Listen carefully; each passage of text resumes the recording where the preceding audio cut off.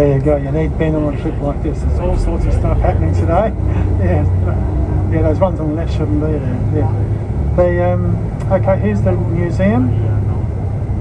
The sails are up on the boat. It's actually shade cloth. I can't actually rebuild the boat and go sailing in it, but it will take shade cloth being on it. So I would say this is our best put down stop in terms of museums for the day. If I just were to give my own opinion, you can spend hours in there. It's got all the local history, boat building skills, but also each of the industries has a display. If you wish to walk back into town and run up a little bit of excess food you might have consumed, it's 2 kilometres away back into town. There's a toilet sign ahead of us. Take that little pathway down that way and you'll end up in a 2 kilometre walk. You'll be back into town. I recommend that. It's been a really good walk.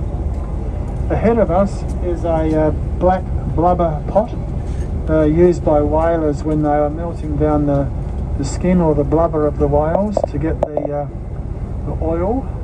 The oil was used for lamps, sewing machines, any machinery oil. They're highly prized. The southern right whale was the one you wanted. And the other side of the blubber pot there's a whale lower jaw bone.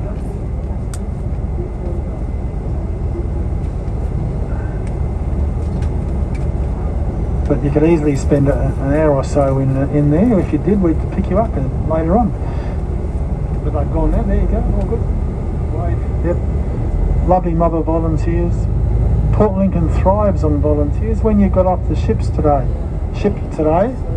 there would have been about 30 people there, guiding you and helping you. All volunteers.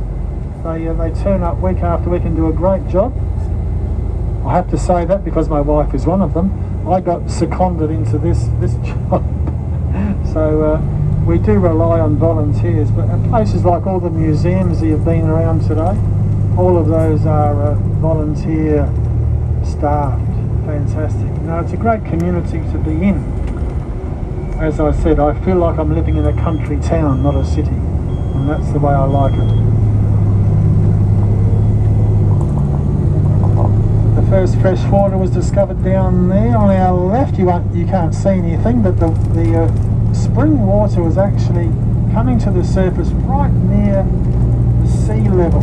So when there was a bit of a storm and waves and a high tide, you wouldn't actually see the spring very clearly. But the spring was there. The Aborigines knew it was there. Matthew Flinders missed it, and so did lots of other people. But the first water found here for the Port Lincoln settlers was back there, just this side of the Stenros Maritime Museum, right on the high tide mark.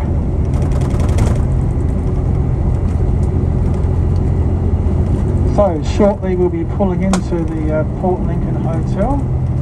What we found today is lots of people are jumping out there because, well, there is a special at Saren's bar. Saren was the guy that built the hotel basically, Tuna Baron, and he, there's a special on in Saren.